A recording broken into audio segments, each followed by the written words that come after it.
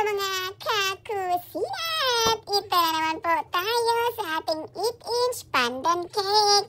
Pasensya na, di ba makikita natin parang hindi na naman pantay-pantay ata yung pagkakat natin kasi kinat ko ng konti. Alam niyo na, as always, may konting-konting shrinkage na naman. Alam niyo naman yung cake natin, kaya lang naduduling nga naman ang first one. So ito na nga, paalala ulit sa ating mga customer. Lagi-lagi nating ipapaalala na ang pagpa-order po ay laging ahead of time. O diba?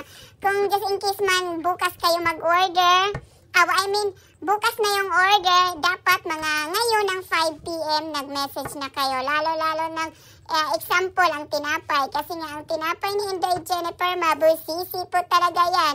Yung sa cake naman, carry lang yung, for example, sabihin nyo, nag-message kayo ng alas 7 ng gabi, alas 6, tapos bukas.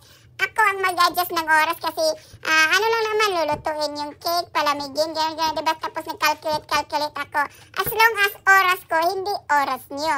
Kasi nga, alam nga naman, parang rush order na ngayon, tapos oras nyo pa ang kung early ba, pero kung lagi-lagi namang hapon, wala namang problema yun. Kung early lang, ang ibig ko palang sabihin, diba, correction.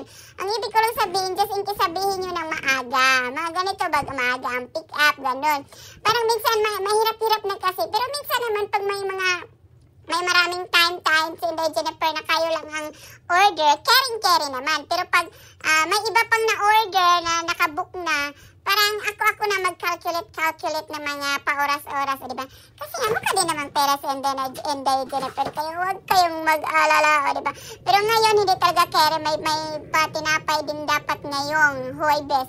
Kaya lang, yun na nga, ang kwento ng buhay ni Inday Jennifer. Pag may regla, ang sakit-sakit ng puso, diba? Mula ng alas 4, sabihin na tong alas 4 madaling araw. Natapos na ata yung sakit ng puso niya, mag-aalas 7 na, o diba? Ay, Diyos ko, kung yung anak ko lang walang pasok, nasa bed pa siguro ako, ng tiyan, nag-zumbagay ng tiyan ko, kasi nga, grabe besh, swerte talaga yung ibang hindi nakakaranas ng dysmenorrhea, sakit ng puson. Ay, nako, thank you sa inyo, wala kayong ganyan, pero kaming meron, nako. Masasabi na lang, Diyos ko Lord, parang minsan gusto mo na lang ma-deadball ba? Kasi sobrang sakit talaga, grabe. Yung bang gusto mo sanang hindi uminom ng gamot. Kaya lang, hindi talaga carry besh. Kaya, lesson learned, pag sumakit na talaga ang Inday Jennifer, diretso na inom. Ewan ko lang, kasi nga, madaling araw nga, tamad akong bumaba, kunin yung gamot. Kaya hindi na, kasi pag dito lang sa baba, diretso pag may kick-in na masakit, yun, diretso na inom. Ngayon, kanina madaling araw talaga, hindi talaga, grabe talaga, kahit hinintay ko pa sana, hindi talaga nawala. Kaya ayon, late ang pag-inom ng gamot. Kaya ayon, sumbag-sumbagay siya kanyang tiyan. So, yan na naman ang chika ni Inday Jennifer. Salamat sa pagtanaw. Hanggang sa sunod, babus. Mama, chup-chup mo. Enjoy. Bye. I love you all. Thank you.